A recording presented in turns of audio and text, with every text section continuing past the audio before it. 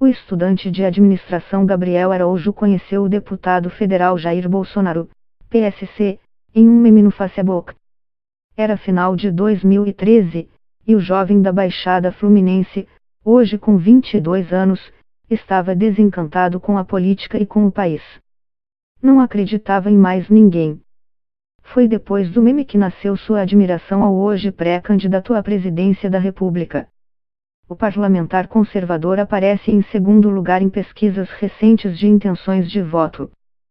Segundo o Datafolha, 16% dos eleitores votariam nele. À sua frente está o ex-presidente Luiz Inácio Lula da Silva, PT, com 36%, e atrás, Marina Silva, Rede, com 14%. Neste cenário, um detalhe tem chamado a atenção de analistas e cientistas sociais: 60% dos eleitores de Bolsonaro têm entre 16 e 34 anos.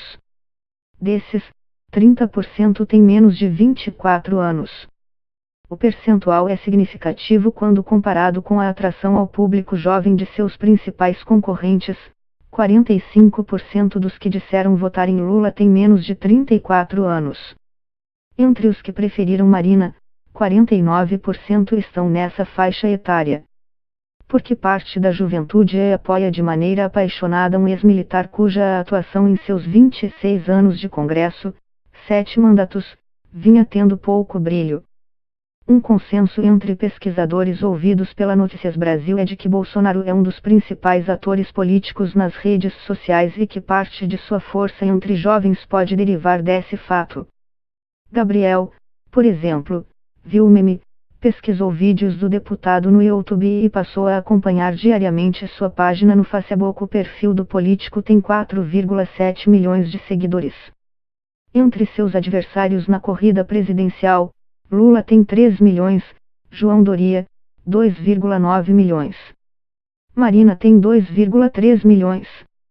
Neste mês, um levantamento do Ibope mostrou que os eleitores brasileiros com acesso frequente à internet representam 68% do total de eleitores.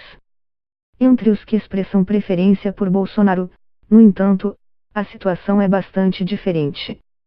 Nossa pesquisa mostrou que 90% dos eleitores de Bolsonaro têm acesso à rede, diz Márcia Cavallari, diretora do Ibope. Bolsonaro sabe muito bem utilizar as redes sociais, conhece a linguagem que viraliza, usa frases curtas de efeito apelativo, cria polêmica, fala o que pensa. Ele é um performer, diz Esther Solano, doutora em Ciências Políticas e professora da Universidade Federal de São Paulo. Para Moisés Pinto Neto, professor de Filosofia da Universidade Luterana do Brasil, Bolsonaro criou um personagem midiático que joga com a incerteza sobre o tom do que diz. Em um vídeo, gravado em 1999, ele disse que mataria pelo menos 30 mil pessoas no Brasil. Ele está falando sério ou não? Não dá para saber, diz o acadêmico, que vem pesquisando como movimentos sociais de direita atuam nas redes sociais. Este tipo de discurso foi elogiado por 3 jovens eleitores do deputado em entrevista à Notícias Brasil. Vi Bolsonaro pela primeira vez em 2014, em um vídeo no Facebook. Ele não fala nada para agradar o povo, ou para parecer politicamente correto, diz a autônoma Jéssica Melo da Silva, de 19 anos, moradora de Belém. Ele fala o que pensa, e isso incomoda as pessoas, diz Gabriel, que mora em Mesquita, na Baixada Fluminense. Mas soltar o verbo também deixou o político conservador em apuros. Em outubro, ele foi condenado pela justiça a pagar R$50 mil de indenização por um comentário considerado preconceituoso sobre uma comunidade quilombola. Ele também é chamado de homofóbico e de misógino, por ter feito declarações com críticas sagazes e piadas sobre as mulheres. Os eleitores relativizam manifestações polêmicas do deputado, dizem que elas foram tiradas de contexto e que há perseguição por parte de movimentos de esquerda e de grupos feministas e LGBT. Sou negro e não votaria em alguém racista, diz Gabriel. Outro eleitor, o estudante de engenharia civil João Pedro Vital, de 18 anos, também discorda da imagem de racista do parlamentar, alguém que é casado com uma mulata e tem um sogro com o nome de Paulo Negrão não é racista, diz, em referência à família de Bolsonaro. Segundo pesquisadores ouvidos pela Notícias Brasil, o político conservador se apresenta como um outsider, ou seja, diz que não faz parte da política tradicional, cuja imagem é de corrupção. Ele se mostra contra o chamado establishment, as mais poderosas instituições e organizações políticas, midiáticas e econômicas do país. Temas como descriminalização do aborto e casamento LGBT seriam do interesse desse establishment, na visão dos conservadores. Para o universitário Vital, de Salvador, o deputado se destaca por não ter nenhum escândalo de corrupção no currículo. Ele tem moral, é ético e não está metido em corrupção, diz. Bolsonaro começou a ganhar simpatizantes depois dos protestos de junho de 2013, quando milhões de jovens tomaram as ruas para, primeiro, protestar contra o aumento das tarifas de transporte e, depois, contra governos e políticos. As manifestações surgiram com o movimento Passe Livre, MPL, grupo de esquerda que, apesar de não gritar contra partidos, dizia-se apartidário. Em seguida, os protestos foram cooptados por manifestantes de direita, que chegaram a proibir bandeiras de partidos. Eram protestos essencialmente para mostrar um descontentamento com governos progressistas de esquerda, que não conseguiram implementar reformas estruturais e que acabaram se alinhando justamente ao sistema econômico que antes criticava, explica Moisés. Mauro Paulino, diretor do Instituto Datafolha, concorda que o movimento político começou a mostrar as caras naquele ano. Em 2013, as manifestações já tinham um caráter de negação de qualquer bandeira política, diz. Em um contexto de mais de uma década de governos federais petistas que coincidiu com a infância e a adolescência de muitos dos que hoje se assumem eleitores de Bolsonaro, a esquerda pode ter sido encarada pelos eleitores em formação como a força política a ser contestada. É uma característica do jovem ser do contra, buscar a mudança, as transformações sociais. Ele é mais receptivo aos discursos radicais, à esquerda e à direita, diz o cientista político Hilton Cesário Fernandes, professor da Fundação Escola de Sociologia e Política de São Paulo, FESP. Para Danilo Sersósimo, diretor do Instituto de Pesquisas Ipsos, o fenômeno de Bolsonaro como bandeira contestadora se expressa principalmente na juventude da classe média urbana. É um movimento de um jovem escolarizado que não conseguiu ver as suas aspirações atendidas, afirma o analista. Ele pode estar desempregado, ou tem um emprego ruim, tem medo da violência e da crise econômica.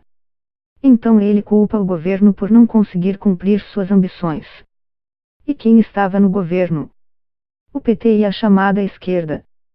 Para o professor Moisés Pinto Neto, a esquerda não conseguiu se aproveitar do descontentamento mostrado nos protestos para engrossar suas fileiras.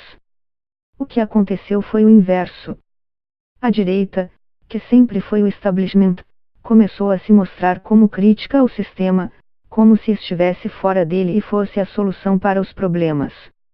Nos Estados Unidos, isso levou à eleição de Donald Trump, explica Pinto Neto. Paulino afirma ainda que há uma crise de representação da população brasileira em relação aos políticos. É o tipo de ambiente favorável ao surgimento de salvadores da pátria. Esse vácuo permitiu que figuras como Bolsonaro surgissem. Quando a política não resolve, ideias simples para problemas complexos parecem a melhor solução, apesar de, na prática, elas nem sempre funcionarem, diz.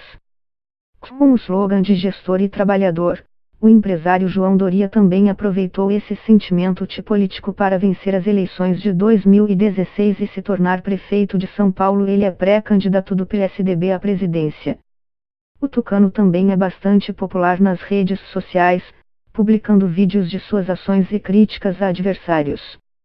No meio acadêmico, uma das análises para a ascensão da direita é a de que, do outro lado do espectro político, a esquerda partidária não ofereceu nenhum novo nome com alcance parecido ao de Bolsonaro. O principal expoente ainda é Lula. Com os escândalos de corrupção, o impeachment de Dilma Rousseff, a condenação do ex-presidente por corrupção passiva e o desgaste acumulado pelo PT, a maior parte dos militantes da esquerda se viu órfã de nomes promissores, segundo análise de cientistas sociais.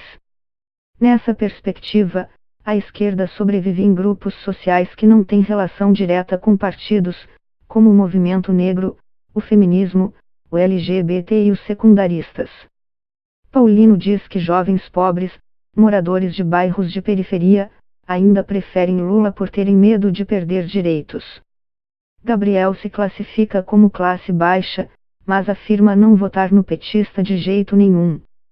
Bolsista do ProUni, programa de bolsas em universidades particulares criado por Lula, ele diz que não há contradição entre sua condição econômica e o apoio a um candidato da direita. Pobre quer crescer economicamente, melhorar de vida. A direita prega o crescimento econômico e liberdades individuais, a esquerda quer controlar sua vida, afirma. Outro motivo que levou Gabriel a apoiar Jair Bolsonaro é a forma como o deputado encara a violência. Ele propõe, por exemplo, extinguir o Estatuto do Desarmamento como maneira de a população se defender de bandidos. Precisa haver o armamento civil. O Estatuto do Desarmamento foi uma farsa, a violência só piorou, porque o cidadão de bem ficou indefeso. O bandido continua com as armas, diz Gabriel. Jéssica Mello, de 18 anos, cita o apoio de Bolsonaro ao regime militar que comandou o Brasil entre 1964 e 1985. As pessoas dizem que era um tempo bom, que você podia ficar na frente de casa sem ser assaltado. As escolas eram tranquilas, hoje aluno bate em professor, as pessoas te roubam na sua casa, diz. Para Márcia Cavalari, do Ibope, jovens que não viveram o período da ditadura militar tendem a romantizá-lo. O regime é uma coisa distante para elas, algo que não foi discutido a fundo. Com a corrupção e o medo da violência, os jovens procuram um discurso que promove a ordem, a lei e os bons costumes, diz. Já Paulino, do Datafolha, afirma que Bolsonaro se aproveita de um dos maiores medos da população, a violência, para alavancar seu apoio popular. Principalmente entre a classe média, há um aumento do apoio à pena de morte e ao enfrentamento ao crime como forma de combater a violência. Essa é a principal bandeira dele, explica. Além das páginas do próprio deputado, outros canais nas redes também ajudaram a direita a chegar a mais jovens. O Movimento Brasil Livre, MBL, por exemplo, é uma das páginas de maior influência no Facebook, com 2,5 milhões de seguidores. Apesar de não declararem oficialmente apoio a Bolsonaro, os militantes do MBL também costumam repassar as propostas do parlamentar, como maior rigidez no combate ao crime. Outro digital influencer é o metaleiro e professor de guitarra Nando Moura, o mais popular youtuber da extrema-direita brasileira. Ele tem 1,5 milhão de seguidores no site e 337 mil no Facebook. Há outros com perfil parecido, mas com alcance menor. Nas produções de Moura, que chegam a ter 1 milhão de visualizações, ele comenta assuntos variados, como ideologia de gênero, desarmamento, arte moderna e história do Brasil e do mundo. O viés é sempre de críticas à esquerda e apoio a Bolsonaro. Para Moisés Pinto Neto, a direita foi visionária e competente ao usar o Facebook, YouTube e Twitter. Há também uma estética do metaleiro youtuber, do gamer e do nerd de direita. Também usasse a lógica do linchamento virtual, que a esquerda também já usou muito, para atacar as reputações dos seus inimigos públicos, diz. Em Belém, por exemplo, Jéssica Mello da Silva e outras 150 pessoas discutem diariamente propostas de Bolsonaro e ataques a adversários em um grupo de WhatsApp chamado Direita Jovem Paraense. Grupos parecidos são muito populares em outros estados e tentam, cada vez mais, conseguir votos para o candidato. Os diretores dos institutos Datafolha e Ipsos acreditam que, em 2018, Bolsonaro deve perder força porque, na campanha, ele terá menos tempo de propaganda na travessa e número rádio do que seus adversários. Apesar das redes sociais serem muito importantes, a televisão ainda tem um peso gigantesco. Bolsonaro está num partido pequeno, terá poucos segundos, diz Paulino. A minha tese é de que provavelmente vai surgir um candidato mais ao centro, que consiga se equilibrar na polarização entre esquerda e direita, concorda Ser Sósimo, do Ipsos. Diretora do Ibope, Márcia Cavalari afirma que, apesar de ser difícil prever qual será o impacto da internet nas eleições que tem sido difuso em eleições passadas, ele não será pequeno. No Brasil, 102 milhões de pessoas têm acesso a esses canais. Em 2013, eram 78 milhões. As redes sociais vão ser muito mais importantes do que foram nas últimas eleições, diz. Pesquisa do Ibope deste ano apontou que 36% dos eleitores brasileiros acreditam que a internet terá muita importância na hora de decidir o voto. Para 35%, a travessa e o rádio também terão influência. Já o cientista político Hilton Cesário Fernandes, da FESP, argumenta que o apoio da juventude não será suficiente para a vitória da extrema-direita. O discurso radical pega uma parcela da população específica, mas dificilmente convence a maior parte da população numa disputa majoritária, diz. Por outro lado, Bolsonaro vem crescendo em levantamentos do Datafolha desde dezembro de 2015, quando tinha 5% das intenções de voto. No último, em outubro deste ano, estava com 16%. Se depender de Jéssica Melo da Silva, 19, seu candidato conservador vai crescer ainda mais. Faço campanha de graça para Bolsonaro, diz ela, que gosta de andar com a camiseta do ídolo pelas ruas de Belém e compartilhar material sobre ele em suas páginas nas redes sociais.